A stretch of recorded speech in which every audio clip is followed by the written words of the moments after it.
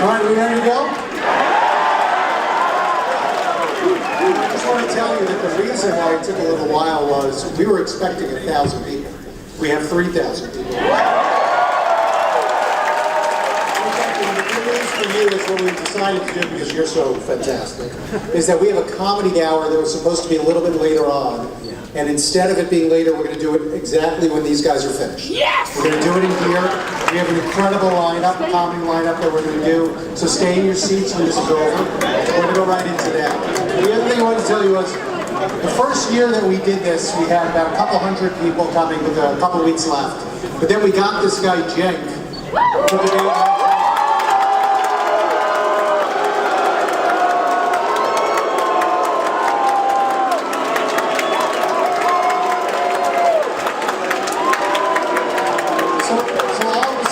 Ended up getting about 3,000 people that first year. Then last year we got this guy, Ben Shapiro. So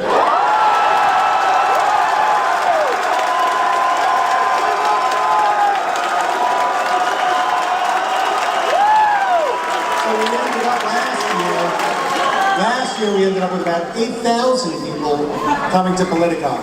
So we thought this year, let's get these two guys together. They're both smart. They seem to have a bit of a following. And I think this year we have about 10,000 people at Politicon. So thank you for making this a big success. The moderator, Ben and Cenk are backstage. They've got their gloves on. They're ready to go. The moderator, Stephen Olakara, he's going to come out now. He's the president of the Millennial Action Project. Are you guys ready for this debate? Yeah! Stephen.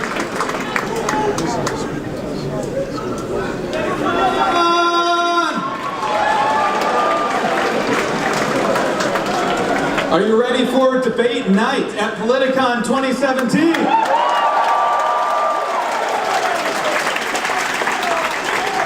All right. Well, let's bring them out, the people you've been waiting for. First, Editor-in-Chief of the Daily Wire.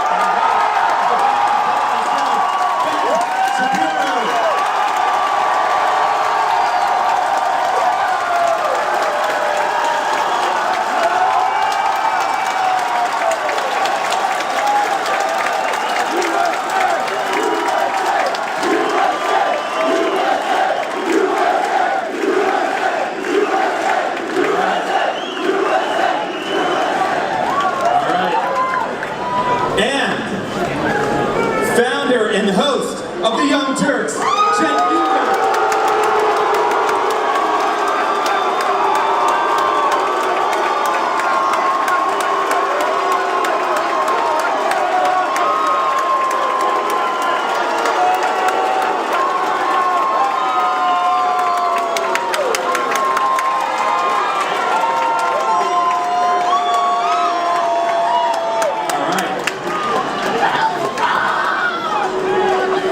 You guys can be a little more excited, that'd be great. I love you, man! All right, well, we're here to debate the future of the political parties. And let me just say quickly one thing about the format. I'm going to pose questions to both of our speakers here. We'll have a response, we can have a re-response, we can go back and forth a few times. When we've gone far enough, then I will step in. I might ask a follow-up question, or I might switch topics. So, are we ready to go, guys?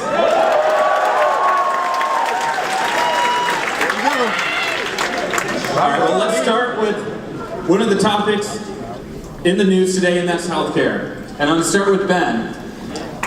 Are you proud or disappointed in establishment GOP figures like John McCain, Lisa Murkowski, and Susan Collins for their vote on healthcare? So, I'm wildly disappointed with the entire party. The fact is that we were promised a full repeal of Obamacare. They did not even attempt to pursue a full repeal of Obamacare. And the fact of the matter is that there's a significant gap inside the Republican Party about whether this should even happen or not. There are people who believe that the Obamacare regulations are an affirmative good. There was an attempt to basically leave all the Obamacare regulations in place and just remove the funding mechanism, which would have led to the exacerbation of the death spiral. The truth about healthcare is this. There are three qualities of healthcare that you can have. You can have affordability, you can have universality, or you can have quality. And you can have two of those three things, but not all three. right? You can have universality, affordability, or quality. Two of those things you can have. And one of the things that's happened with Obamacare is that you've gotten closer to universality, but you haven't gotten any closer to either affordability or quality. And the Republican Party seems to be falling into the trap of basically just copying what the Democrats do, except being worse at it. What they actually need to do is relieve the regulatory burden that is driving up the cost of healthcare, and they need to stop acting as though insurance companies' jobs is actually just to reimburse people for their bad health. If you join up with an insurance company and your health sucks to begin with, you're going to pay more because it's an insurance company, not a charity. That doesn't mean that we can't have... Now, that doesn't mean that we can't have some form of backup for people who have pre-existing conditions. I would hope that the social fabric would help fill that in. This is why I'm a big believer in charity and churches and synagogues filling that gap. But what we can't do is suggest, as the Bernie Sanders left does, that healthcare is an inalienable right, and therefore you can put a gun to my wife's head, she's a doctor, and you can force her to provide care at any cost you want to pay. Bullshit. You can't do that and hope to increase the supply of healthcare. Health insurance is not healthcare. They're not the same thing. And anybody who tells you differently is lying or trying to sell you something.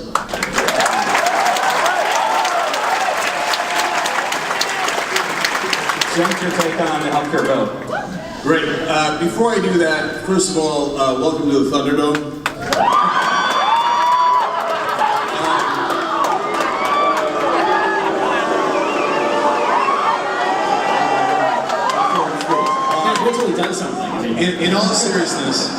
In all seriousness, the reason that I kid around about that is that I really want to make sure that Ben's opinions are heard and my opinions are heard, and that this is an exchange of ideas.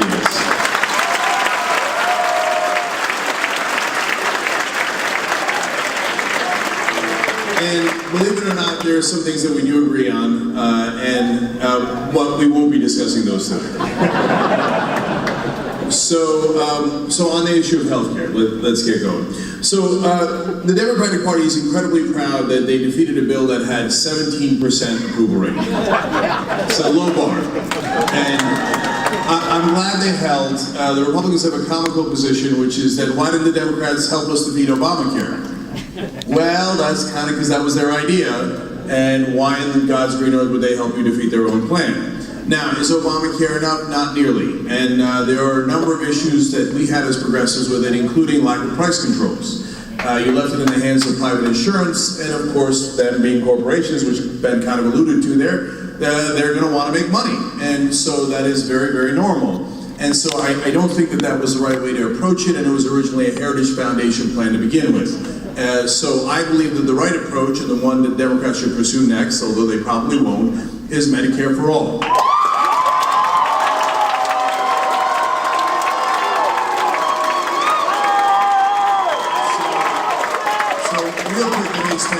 Medicare holds a 77% and actually accomplishes the three things that Ben talked about. It's universal coverage, it is affordable, and actually gives you good insurance. That's why it polls at 77%.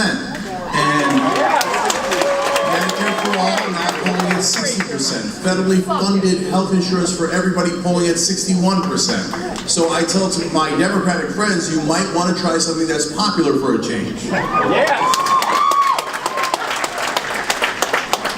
So, and finally, look, on the idea that, hey, listen, everybody can't get health care. Well, this is not like furniture, which sometimes you allude to, Ben.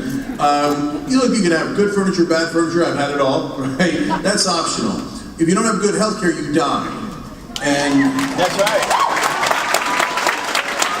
And so I view it as not something that capitalism should deal with, and I believe in capitalism, and I think they make great sneakers, but something that is about equality of opportunity, and you cannot have equality of opportunity if you're dead. So be careful.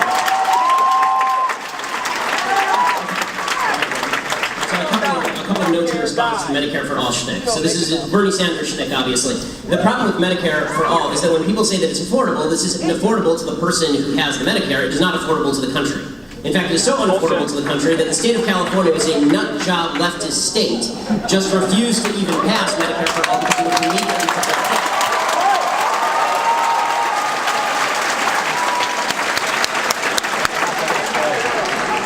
As far as the idea that Medicare, that medical care is a right, but it's not actually a good or a service. It is a right. This is a way to make things less plentiful. If you declare things rights, but you don't actually incentivize the creation of those things, you don't get more of them. So the South African Constitution has right in there that healthcare is a right, that housing is a right. The fact is that you don't have good housing or healthcare in South Africa, because just declaring things rights does not make them appear. What makes more things appear is a market-based system that creates more doctors, that creates more medical care, that creates more incentive for people to join up. So my wife is a doctor. That means she has to go through 1,000 years of medical training, and we have to spend hundreds of thousands of dollars to make her a doctor. The idea that you're going to have the government come in and then dictate the sort of care that she should provide to each particular patient, and then dictate how much she should be paid for that care, is going to lead to a decrease in the number of people who are going into the medical industry, which decreases the level of care overall. This is why I say that it is better to treat things as goods than as rights, because declaring something a right just means that you have the right to steal it from me. But declaring something a good means that you get a market process that leads to lower prices and better care over time. And the big problem we've had before Obamacare is that it was already treated quasi as a right. You had it heavily regulated on the state level. It is continually heavily regulated. The idea there's a completely unregulated market is absolute nonsense. The reason you have employer-based health insurance in the first place was as a response to wage and price controls placed in the aftermath of World War II, and employers began giving health insurance as an actual good, right? They gave it as an actual incentive to their employees. If you had an actual individual-based health insurance market, you bought it just like you bought your car insurance, you would see more and better health care for everyone.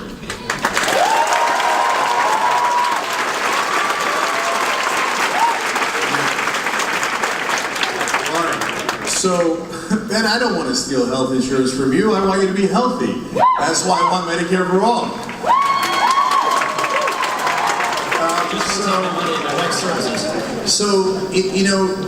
Republicans frame taxes as stealing. That's preposterous. So if we don't have taxes, well, we can't do all the things that we want to do as a community.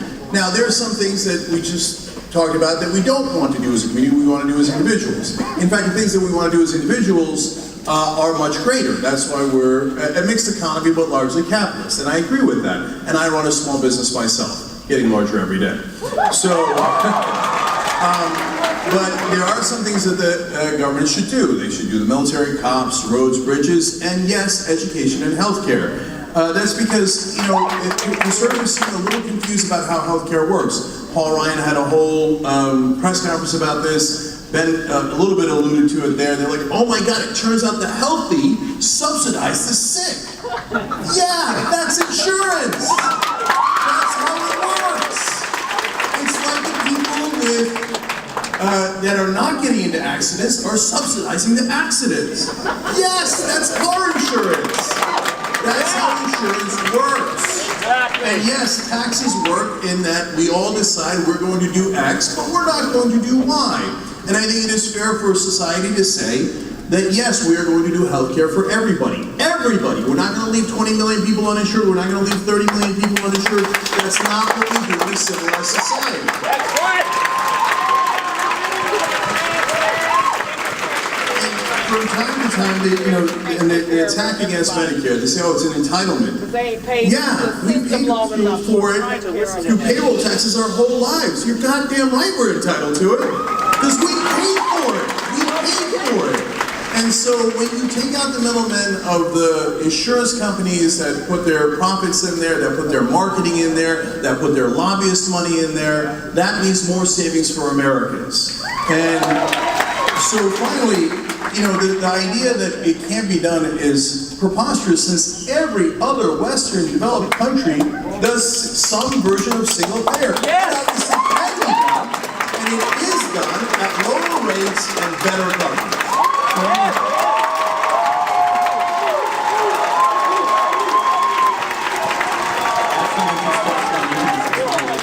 But Cenk referenced Paul Ryan. When the Republicans took control of Congress, Paul Ryan, the Speaker of the House, famously said, we need to switch from being an opposition party to being a proposition party. So what's your evaluation then of their efforts in that direction to unite the party and move legislation forward? I mean, we all have eyes, they suck at it. I mean, and Paul Ryan is not exactly my go-to guy when it comes to political acumen and genius. So, I don't want to respond to some of the contentions that Cenk was making making about Medicare for all and single-payer healthcare. A couple of things. One, when you say we pay for it, that's not technically true. The idea that everybody who's paying into Medicaid paid for it and now they get out what they paid in is obviously not true. It is a redistributive program. And to pretend otherwise is just silly. The people who are paying the payroll taxes are not the people who are taking out through Medicaid. Obviously. Can I just address that super quick? So we're talking about Medicare, right? Not Medicaid. Right. So in Medicare, so you're both correct and incorrect. So it's not like I put in $20 and I get $20 back. That part is true. Right. But we all pay into Medicare together, and then we all get it when we are sick. So can I ask you a question? I have two questions, really, serious questions. One, what is your ideal tax rate?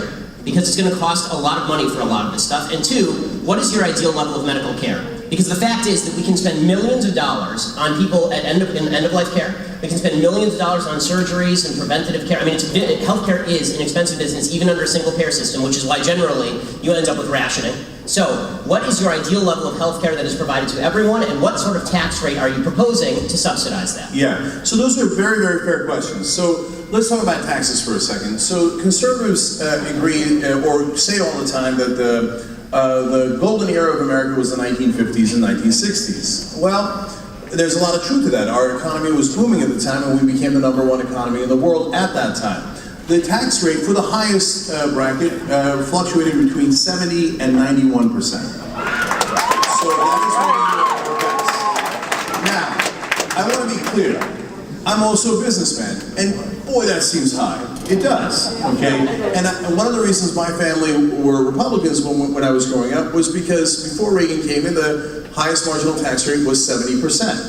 So now we are nowhere near that. We have reduced taxes to bare bones, and we have shifted the taxes onto the middle class and away from the rich and corporations. So there is a much better balance to be had. And if you said to me, well, you're going to have $800 in taxes that are new, I say, wow, that hurts. But you're going to save $1,000 in premiums, deal. That is a deal I will take every time, because I can do math. So that is the beginning of your answer to taxes, and then you said how much care. Well, so that is something that all the countries that do single payer or a version of single payer struggle with, and they have learned a lot of lessons. And if we stop saying, America's #1, we might actually just, first of all, on this issue, we're number 37. And if we looked at what Japan is doing so well, keeping costs down to half of ours and less, we might actually learn something from Japan, Switzerland, and other countries. And by the way, when we say Medicare for all, Medicare Advantage exists, so you can actually add private insurance on top of that, and I find that perfectly great. I have no problems with that at all. So that is the government making sure you don't die, and actually lowering rates for you, and then if you want more insurance, no problem. So all this sounds great, except for the fact that Medicare, Medicaid, and Social Security eat up 66% of the federal budget every single year. No, the they idea don't. that all of these socialized medicine countries have it so much better than we do, particularly in terms of cancer care, is a joke. We are still #1 in terms of 5-year cancer survival rate here in the United States.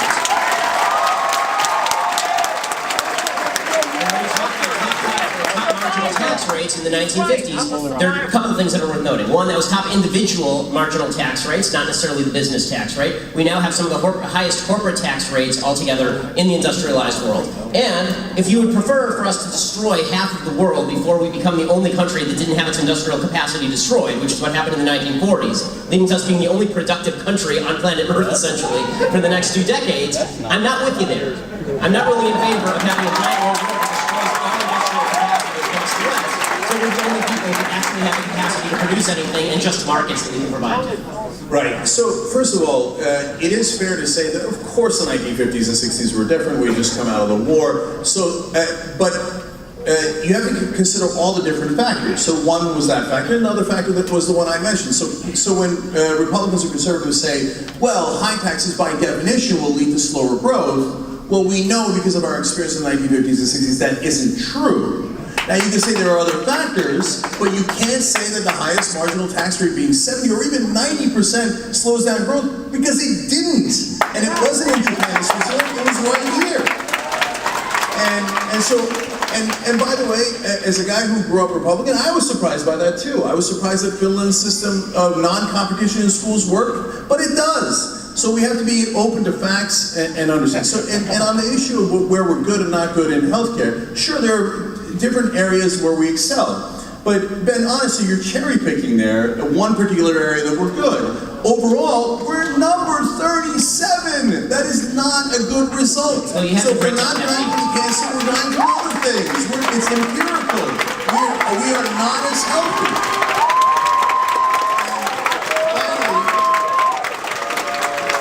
And finally, this idea that corporations are paying the highest tax rate is both, again, true and untrue. The part that it's true is, hey, there's the rate of 35%. The part that's not true is they don't actually pay that. There is giant loopholes. And they've got $2 trillion sitting offshore, and they won't bring it in. And the reality is that if you look at the taxes from the 1950s, corporations used to pay about a third of our taxes, about 33% of the taxes overall. So they did their fair share, and that is fair. I don't want them paying all of it, but I want them paying a reasonable amount. Now, the share that corporations pay of taxes is down to 10%. You see what they did there? They did wealth redistribution. They took your wealth and redistributed it to them.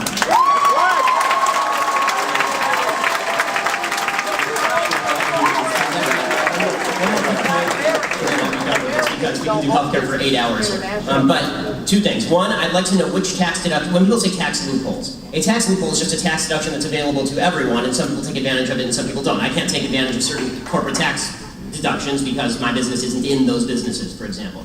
I'm sort of with you in the sense that I'm not in favor of tax deductions. I'm in favor of a lower tax rate and get rid of a lot of the tax deductions because I think that it's ridiculous that we have people gaming the system.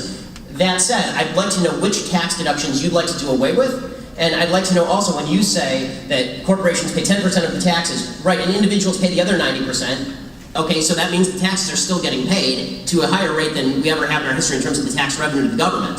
The amount of tax revenue to the government right now is trillions of dollars every year. And final point here, you elided this question by saying we can learn stuff from Japan. The standard of care is the entire question when it comes to single-payer health care.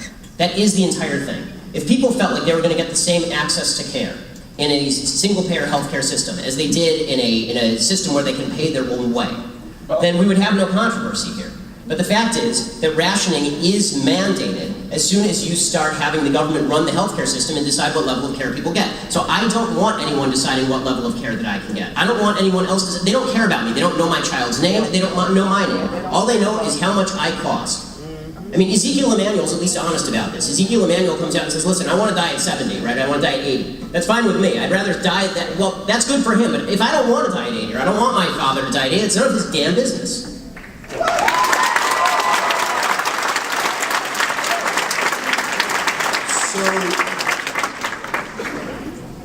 So when you say tax revenue is at its highest point, now you know that that's misleading because everything economically is at its highest point, meaning that we have a lot more people in the country than we did in the 1950s and 60s, so hence we apply more overall taxes. But the reality is, as a percentage, it is clearly down. The top bracket now is around 39%. It used to be at 91%.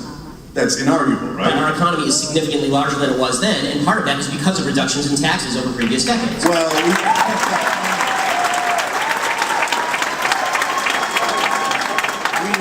we tried supply-side economics. Hey, Kansas, how's that working out for you? So there's this myth that... It's working out for you. Your business is doing great. Okay, yeah.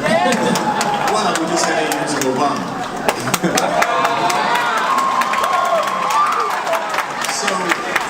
So the tax rate is clearly lower for the richest people in the country. It is clearly lower for corporations, in effect. It is, and so to say that it's a record collection is misleading. So in terms of the healthcare and how that relates to the government, oh, by the way, one more thing on taxes. You said, name me a tax loophole. Mm-hmm. So yes, there are plenty of those. For example, they hide their money offshore. They do tricks like the double Dutch and the Irish sandwich or the reverse. And I would end that. I would say, hey, you know what? We've got a 35% rate. Here's the new rule. You're going to pay. We're going to make that illegal, Mitt Romney. We're going to make it illegal. Okay? And so then every once in a while they do a tax holiday. Well, that must be nice. You remember when you got a tax holiday? I don't remember getting a tax holiday. No, that's only for corporations who bribe politicians. Yeah. So they brought that rate down from 35% to 5%. And they said they were going to create more jobs. Color me surprised when it turns out they didn't. They offshore taxes. They took that 30% extra, put it in their pocket, gave it to their executives, and created no new jobs. Because that's how it works if you just trust corporations to do the right thing. Corporations are not evil. They just want to maximize profit. That is what they're built for. So please don't be naive and be like, no, but the corporations will look out for our interests. No, they look out for their bottom line. And finally, just last quick thing, Medicare Advantage. You keep saying rationing healthcare. But Medicare gives you the bare minimum, and people seem to be very, very happy about it given how well it polls. But you can do Medicare Advantage and get more. I want you to be able to do that. If you're incredibly rich and you want every kind of treatment, I don't want to deny that to you. Get Medicare Advantage. Throughout the course of your life to pay for all of the Medicare that you are talking about. You don't have enough money to pay for Medicare Advantage in many cases. And as far as this idea that corporations they don't have any of your interests at heart. You are a corporation. TYT's it's a corporation. You have 80 employees. I assume that you're not just a greedy asshole, and that you actually would like to help your employees from time to time. And you just talked about how under Obama everything got better with your business. Well, under Obama he didn't radically escalate taxes. Okay, there was not a radical escalation of taxes under President Obama. And finally, when you seem to be identifying a higher tax rate in the 1950s with higher level of growth. So if that's the case, why not just tax everybody at 100% and we can have massive growth from here to eternity?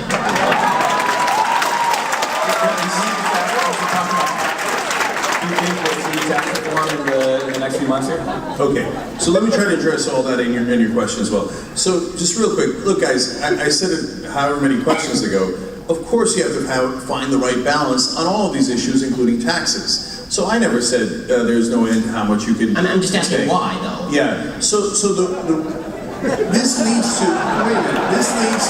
big government versus small government.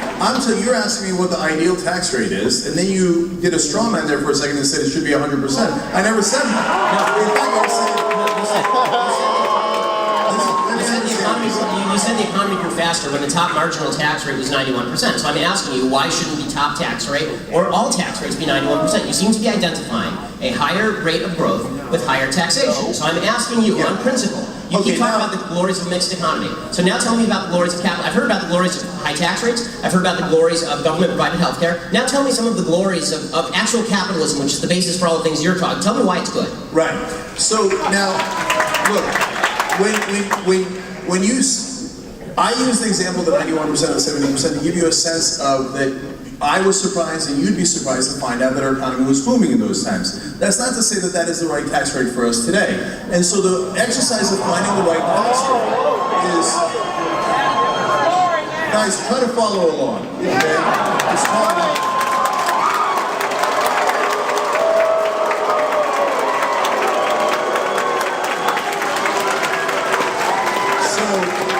It would be preposterous to set the tax rate at 0. It would be preposterous to set it at 100%. So what we have to do as a society is figure out where we can maximize the most amount of good for the country. Be closer to 0 or closer to government, but not too much away from us. So, for example, the reason why when taxes are higher, it winds up being better for the economy is because it recirculates the money.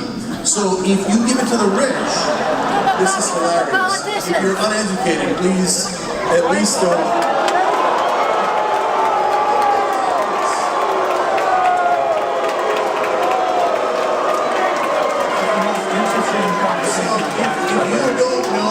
Of recirculation of money, then go look it up. And so the way that it works is that when the middle class has more money, disposable income, they spend it. Why? Because they're not living the life of luxury. They're not saving it for their yacht. So they need to buy food for their family, they need education for their family, so they spend it and it goes back into the economy. If you just give it in supply side economics to the rich and hope that it trickles down on us eventually decades later, what they wind up doing with it is something that is logical. They save it. But that means it does not recirculate in the economy. And that is why when you have lower taxes, ironically the economy goes worse. But of course it's a balancing act. So, now you're making a strong case for Keynesian economics, which is totally fine, obviously. The problem with Keynesian economics is that it doesn't even work in theory, because again, once you go to the logical extreme, which is remove all of the money from the rich people who are saving all their money and give it to all the poor people to buy hamburgers, that doesn't help the economy or spur the economy. What spurs the economy is a higher level. What spurs the economy is the creation of new products and services, and that is only going to be done by people who have expendable capital to actually invest in the new products and services that we all enjoy. This is what creates economic growth. It's also worth noting that this myth that spending is inherently better for an economy than saving, that's only true if you're talking about somebody who's actually taking the cash and just shoving it into their mattress. Banks are in the business of lending. When they take the money in, they don't just stick it in Al Gore's fake lockbox. They actually lend the money back out to people to actually create new businesses and new products. You had an investment, right? When you started TYT, you were given $4 million by Buddy Romer to start TYT. That's great. That's the way business should work, right? But that money it didn't come from a bunch of poor people buying hamburgers. It came from a very, very wealthy guy who gave you money to create a business a lot of people want to patronize. If you want better products and better services, you need more investment in the products and services.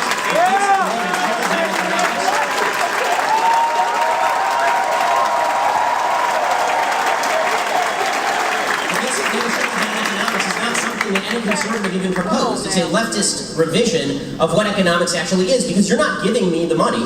It was my money in the first place, created through voluntary transactions that I had with others. I've not stolen money from anyone, neither have you. And the idea that money has to be forcibly taken from you and handed to somebody at the bottom end of the economic spectrum to somehow jog the economy, that may jog McDonald's, but is not going to jog all of the creation of the products and services that make all of our lives much better today than they were 30 years ago in terms of the stuff we have access to.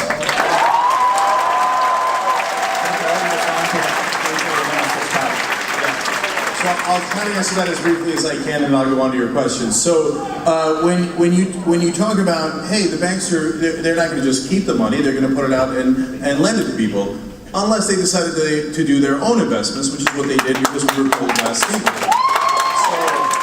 it's not as simple as, oh, I have money, so then I will now utilize it or I'll lend it out. So that is way oversimplistic. Speaking of oversimplistic, to say that, oh, well, they'll go buy hamburgers with it, come on. So the middle class is struggling right now. And we've turned this into a Walmart economy where people are getting $7.25, and that if you're getting around $10, I think it's about $15,000 a year. So that is serious pain and difficulties. So if you give those people money, it's not like, I just want to go get a hamburger. No, they desperately need that money, and yes, they will spend it all back into the economy. So that's an economic fact. And so, and then for the Indian time, we have to find a balance where you have provided an incentive for people to save and invest, and you have provided an incentive for people to be able to put money back into the economy and to be able to live. And taxes is not stealing from you. So you're right, I run a business. So in order for people, my employees, to get to my company, you know what they have to do? They have to drive on roads. Okay, so it's not stealing from me to build that road. That helps my business. They have to go to school. The fact that they're in the public schools allows them to work for me. All these things are things that I benefit from. I didn't build that company by myself. Every single person that works there helped me to build that.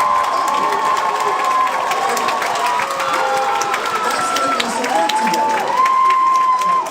And so, to answer Steve's question finally, look, what is this Congress going to do on tax reform? And Ben and I disagree on this too, because we just talked about it a second ago. And this is just political prognostication, but I think that the Republicans will definitely pass tax reform. And the reason I say that is because the Republican Party at this point is completely dependent on their donors. And by the way, don't get me wrong, the Democratic Party is also largely dependent on their donors. I think the Republicans are a tiny bit more corrupt. But, so I think that their donors are going to demand those tax cuts. And if I am right, and we'll all see this, because it's something that's going to happen later, not something that has happened, they will do everything. They will move mountains to make sure that those rich donors and corporations will get their tax cuts. This is an interesting case where I say to Cenk's prognostication from his mouth to God's ears, and he says about mine from my mouth to God's ears, because I don't think they're going to pass anything. Because I think that there's a high level of incompetence inside the Republican caucus, and it's pretty practice.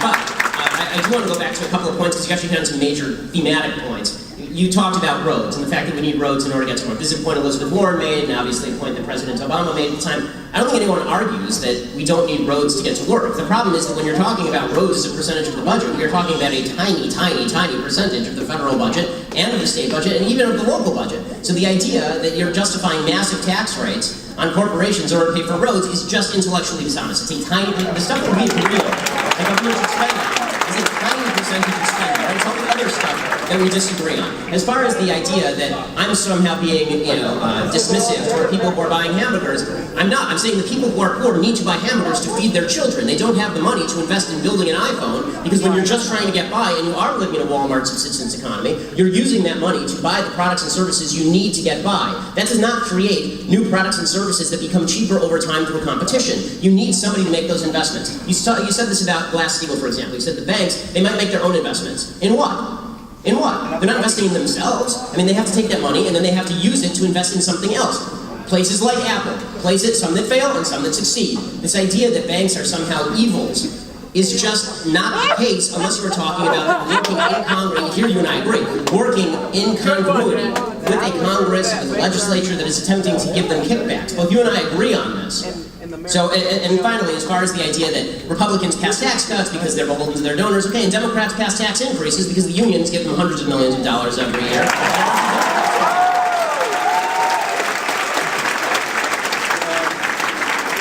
So, you got me there. The unions give money to the Democrats. And I Money to Republicans? no, the corporations give way more than the unions. You can Google it. It's really easy. Do I object to taking out union money from politics? Hell no, I don't object. Take it all out. Take the union money out. Take the corporate money out. Take all the big money out. They're supposed to represent us and not the voters. And not who the voters are. So, in terms of the question you asked, Glass-Steagall, well, aren't they investing in things? No. I have a literal answer for you. Oftentimes what they do is financial derivatives. In fact, that's the majority of what they do. The financial derivatives is simply gambling. That's what crashed the 2008 economy. And what is so damaging about the removal of Glass-Steagall is now they can do their financial derivative gambling with depositor money. Boy, isn't that nice. They take your money and they gamble with it. And if they lose, well, that's a sad day for you. But if they win, they keep the profits. You know what that is? That's privatizing the gains and socializing the losses. So, it's not that the banks are evil. Of course they're not evil. It's just that they're driven to make more money. Yes. Of course. That is the whole point of maximizing profit. So if we say, hey, banks, you're allowed to go and buy politicians, although the Supreme Court would say, no, they're just talking to them. They just gave them billions of dollars. They're just having a conversation, right? Just because they gave them billions of dollars, do they want something in return? Of course they want something in return. And that's not money. So what they got was laws passed by politicians to remove Glass-Steagall, and yes, Clinton and Gingrich, yes, both parties are guilty on that, but now the Democrats want to put it back and the Republicans don't. And they took our depositor money and they gambled with it. And if you thought, if you gambled, you get to keep all the profits, and if you lost, it didn't affect you at all, you would probably gamble a lot of money too. And you would take a lot of risks until you crash the economy, and that's exactly what happened. So I wanted just to add to the question, you talked a lot about the corruption in politics, and a core part of the Trump campaign was railing against the establishment, which he thought was corrupted, and a lot of the big donors were initially against him. So which way is the Republican Party going to go on this? Is it Trumpism and the grassroots movement, or the establishment? Well, I mean, when it comes to money in politics, I think that breakdown doesn't really hold. I mean, the fact is that President Trump, during the campaign, talked routinely about how he engaged in putting money into politics. So I mean, this is a game that a lot of people are playing. It's kind of a weird question. But as far as the idea that all money should be out of politics, here's the problem. Okay, TYT, we both have corporations, and we expound upon politics every single day. And we motivate thousands of people, right, every day, on both sides of the aisle. That is effectively an in-kind contribution. Now, you campaigned with Bernie Sanders. Did you do it because you expected, that's fine. Did you do that because you supported Bernie Sanders, or did you do that because you expected some gimme for TYT in return? I assume you did because you supported Bernie Sanders, right? Yes. So, okay, so the point that I am making is to attribute to everyone else bad intent when it comes to political spending in politics, but to yourself it's totally fine. And when it comes to other media intent entities, that give an in-kind contribution.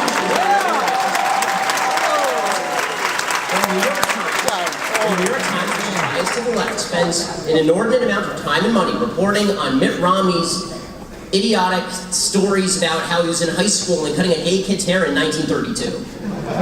If you're saying to me that that is less impactful on the political sphere than a corporation, which is a group giving money to a political candidate for purposes of supporting that candidate, I fail to see how you can say for yourself that you are innocent in this, but everyone else is guilty. I don't believe that. Either everyone's guilty or everyone is innocent, or if you can find the actual cases of guilt where there's a quid pro quo, then we agree, that's prosecutable, right? So, other point, when you talked about the 2008 economy, you talked about Glass-Steagall and how this led to the crash. The real reason that the crash happened had far less to do with Glass-Steagall. I opposed the bailouts, by the way. It had far less to do with Glass-Steagall than it had to do with the fact that the federal government was actively promulgating the notion that corporations should give subprime mortgages to people who are not qualified as...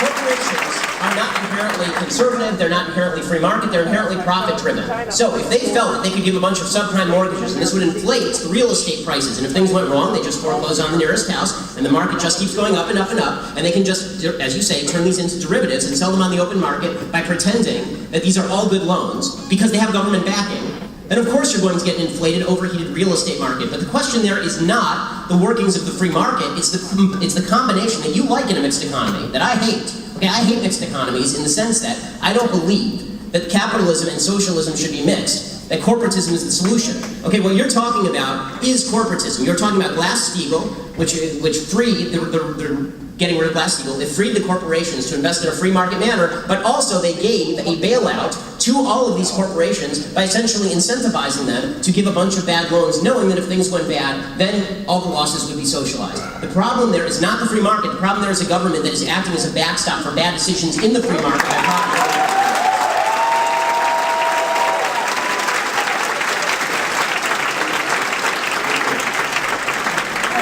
There's a lot to respond to there, so let me try to take it one at a time. So first off, I love the idea that the government made the banks do the subprime mortgages, and golly gee, the government twists the banks' arm and they made billions upon billions of dollars. Oh man, oh don't make me make another billion! Don't make me make another billion! No, they did those, if they thought they were going to lose money off of it, they would have a fiduciary responsibility not to do it. I agree. Okay, they were not forced to make billions of dollars, they were not forced to then have us bail them out. They did all of that because there's legalized bribery in America. So now let me address that. You say, well, what's the difference between your speech and their speech? Mine is actually speech, and theirs is money. So it's a giant difference. So they say, no, Supreme Court says, no, money is speech now. No, money is property, it's not speech. And so if money was speech, well, then if you go to a hooker and you say, oh no, officer, I was just talking to her. Okay, money is not speech. So, for example, to give you a sense of it, to compare me saying I like Bernie Sanders and you saying whoever you like is the equivalent of this is obviously nonsensical. I believe it's obvious. So, in a recent five-year period, the top 200 corporate givers, they both in donations and in lobbying spent $5.8 billion. Okay? So that is not the same thing as me saying, hey, I like what Bernie's saying about college and Medicare. And when they did, why do you think they did? It was not because, hey, they genuinely like Bernie or Trump or Hillary. Because in return for that $5.8 billion, they got $4.4 trillion in government subsidies. So, which leads to, I actually think, the biggest point here, the difference between big government and small government. So a lot of times conservatives say, oh, you guys like big government. That's not true. So let me explain. If I asked you, hey, you got a plumbing job, what would you like, big pipes or small pipes? I don't know. What's the job we have? It depends.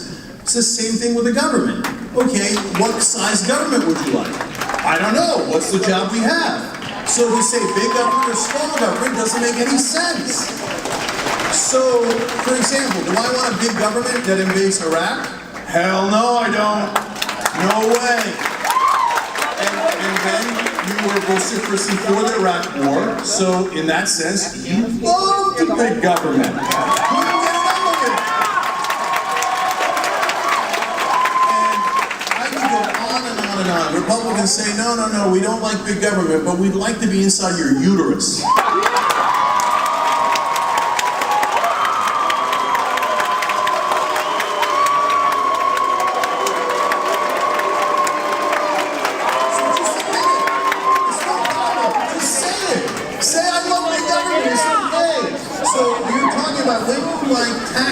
When you're rich and you want tax cuts, oh no, I don't want big government, I want small government.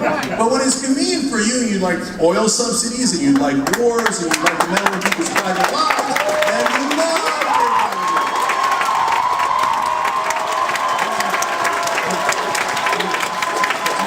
big government. I'd like to point out that Cenk's big government, small government dichotomy was proposed by you, not by me. I talk about the proper scope of the government's involvement in particular areas the same way that you do, and we may disagree on all of that. My point is that overall, if you're talking about the level of government spending, it needs to go down, and you believe that it really needs to go up. Okay, so it's disingenuous. It's not on war, does it? No, but overall... Not on the war on drugs, not on so many of those ways. Overall, you want the federal budget increased. Overall, I would like the federal budget decreased. To pretend that this is not true is to lie.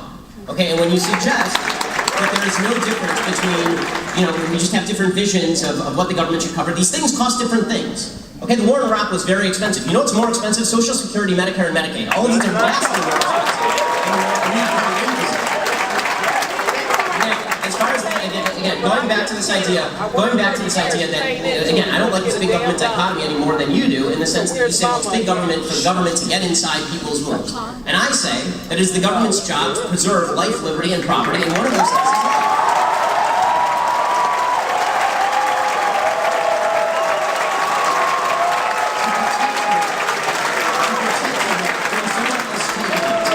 To protect you from someone else taking it. Now, when it comes to the idea that all money in politics is bad, again, I ask, final question, final point on, we're going from 10 points at a time here, the final point here. When you say money in politics is bad, again, I ask you, Buddy Roemer gave you $4 million to start TYT. What did he expect in return? Should he not have given you money? Was the money not speech? It was just money, after all, it's from the hooker, I assume, so are you the prostitute?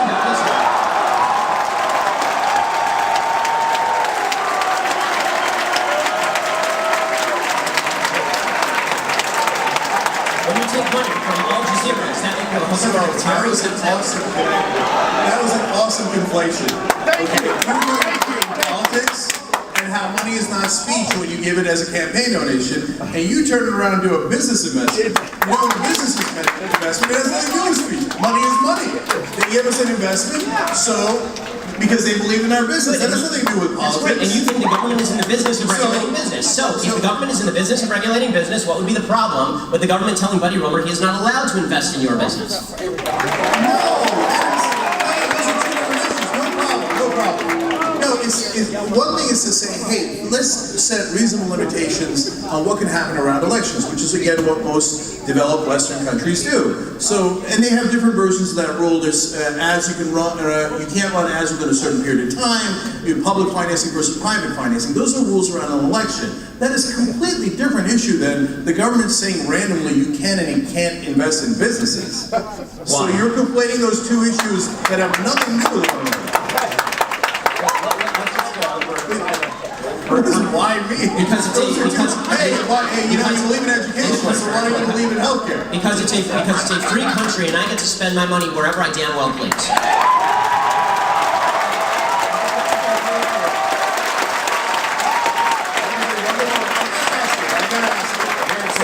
Damn well please. this. Okay, so when the Koch brothers or Bloomberg or Soros puts in hundreds of millions of dollars into elections, you think, well, I just know them because they're good guys and they damn well please buying all those politicians. Or you think, no, the politicians would never be affected by hundreds of millions of dollars in legalized bribes.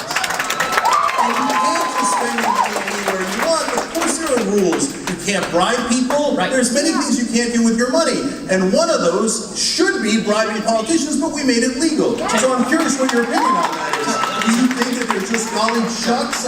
They just mean well? Jake, you're a lawyer, so you know that bribery requires two parties to bribe. If I give money to a politician, there must be something in return. If there is no quid pro quo, there is no bribery. You think there's nothing in return? Well, you think the politicians don't do those favors? I think very often there is something in return. But I want you to point me to the things that are in return, not just say that all spending on politics ought to be forbidden except for the Young Turks. No, because of course not. If you look at my out of politics and you said the Young Turks cannot donate money to politicians, I'd say, of course! That's the whole point of getting money out of politics. So this idea that, well, hey, what? Come on. It's so disingenuous. Even if you're a Republican and you're a conservative, you think there isn't crony capitalism? You think that $4.3 trillion government subsidies isn't because they got campaign donations? You know it's because they got campaign donations. Okay, final question. It's gonna be the last word on Final this. thing here on this, okay? Final question on this. So, Young Turks is super successful. We have 80 million uniques. It's wonderful. Do you think Bernie Sanders would care more if you gave him $10,000 or if you dedicated your entire network to kissing his ass for an election cycle?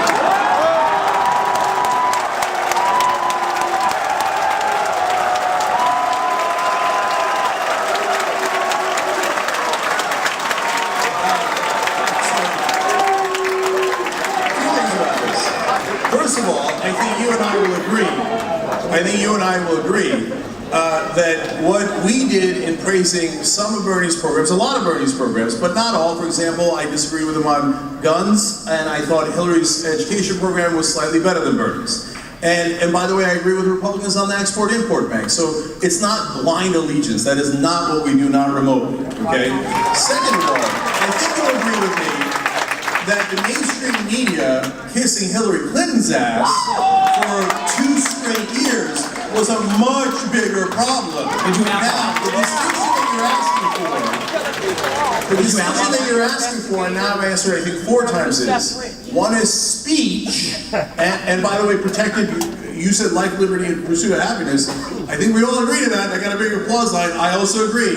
And in our Constitution, the First Amendment is right to speech and freedom of the press. So that is that rubric. Money is not in the First Amendment. There is no right to spend money on politicians. Money is money, speech is speech. So let's do a rapid fire now as we come to the close here. I think, by the way, there's wide agreement about the corruption in politics, maybe different ways how to deal with it, but this has been a very good conversation. So I'll go first to Ben. If we look at 2020, what will be a winning message and who will be a winning candidate on the Republican side in 2020?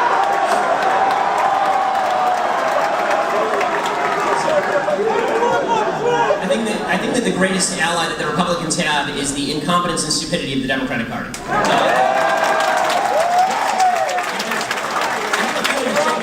Agree with me on this. The 2016 election, Donald Trump became president of the United States, right? Hillary Clinton was the worst candidate in the history of mankind.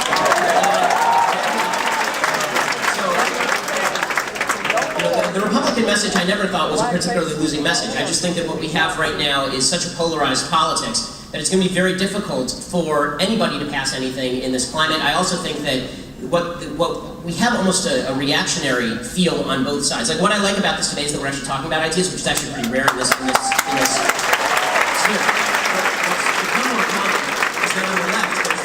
Retreat to intersectionality is an identity politics. This idea that if we can cobble together a group of people who are feeling victimized by American society, you know, we have black people, and we have Hispanic people, and we have women, we have gays and lesbians and transgenders, and they all feel really bad about how American politics is going. And if we push that notion, we can create a coalition. There'll be a brand new coalition never before seen in American politics, and that requires a woman to run, or that requires a black woman to run, or that requires a minority to run.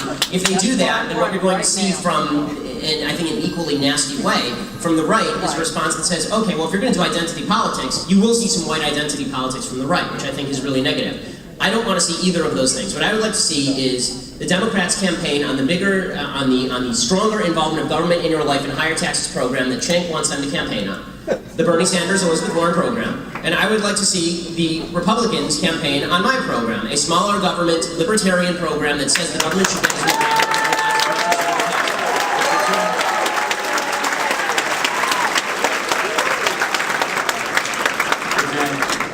What will be a winning message and who will be a winning candidate for Democrats in 2020? Yeah. So,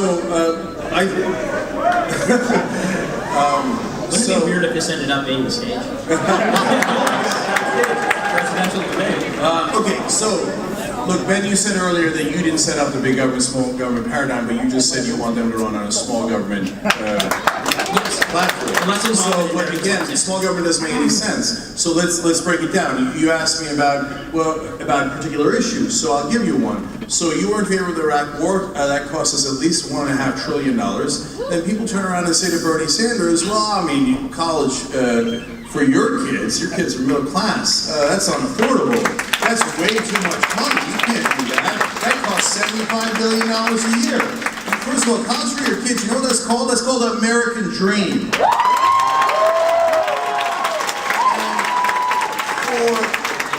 And for one Iraq war, for the cost of one Iraq war, we could have gotten 20 years of free college for all those kids in the American Dream. So, it isn't about big government or small government, it's about what do we do with the money. So that $1.5 trillion could have gone to us, could have gone to the middle class, could have gone to a better economy. Because when you go to college, when you come out, you start businesses, you engage in this market, and you make things better and you employ people. We could have used that for us instead of we wasted it in Iraq. And by the way, I believe then you want to get tough on Iran, you want to rip up the deal, etc. If you thought the Iraq War was a waste of blood and treasure, wait till you get a load of what happens in Iran. So we're not going to make that mistake again. We're not going to make that mistake again. So what would I want to, this idea of the identity, that Democrats don't have identity politics, and some of them do. But let's not forget that Republicans do the same and worse. Who was the one who came up with the Southern strategy? That was the Republican Party. And the Southern strategy was, let's go get racist white voters in the South.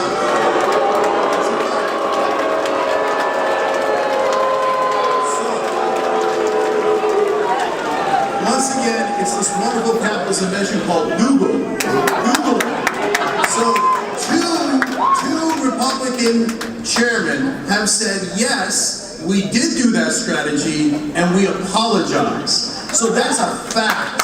They're the ones who invented identity politics. So when you like identity politics when it serves your interests, but all of a sudden when we say, hey, can black people have the same rights as white people? Oh, identity politics. Can gay people have the same rights as straight people? Identity politics. Look into it. It's called America. Okay?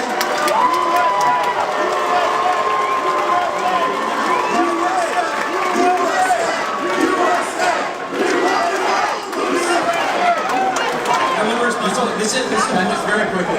This is very quick, right? Okay, I want to respond to a point. There's a point that Cenk made last year in his debate with Dinesh repeatedly for about an hour. That was the Southern strategy with regard to the Republicans.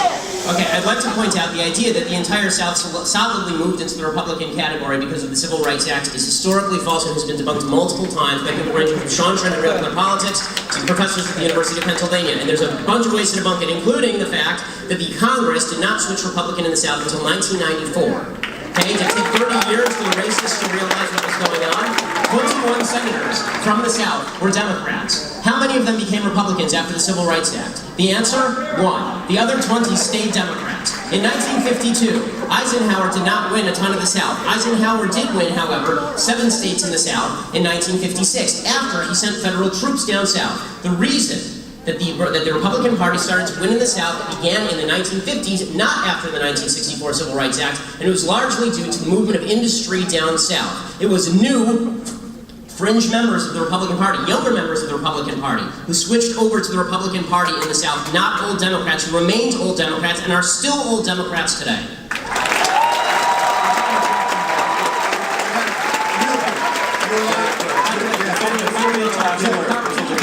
Launched his 1980 campaign at the headquarters, that town in Alabama that was the headquarters for the KKK. So to pretend that it was only Republicans playing a bad and evil race strategy is just a lie.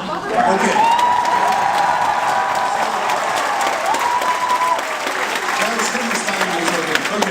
So, real quick, because you're right, we had a whole hour-long, almost an hour-long debate on the Southern strategy. You guys always cherry-pick certain windows of time. In this very narrow window of time, hold on.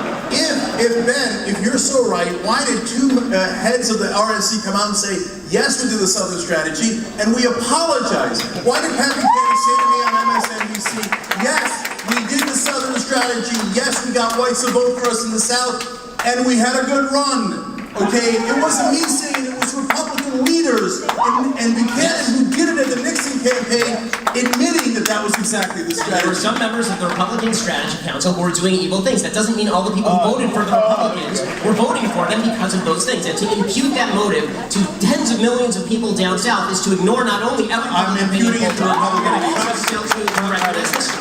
I'm going to cut right in here. Who this crowd wants to run for president in 2020?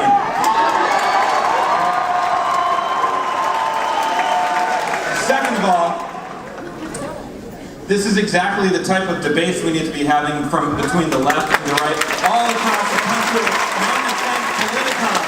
I thank Politicon because this is exactly what we need in America.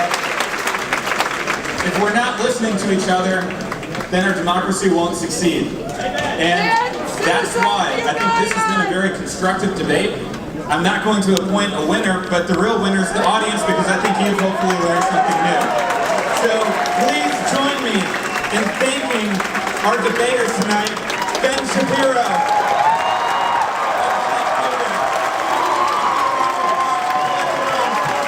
Give a round of applause for you. My name is Stephen L. with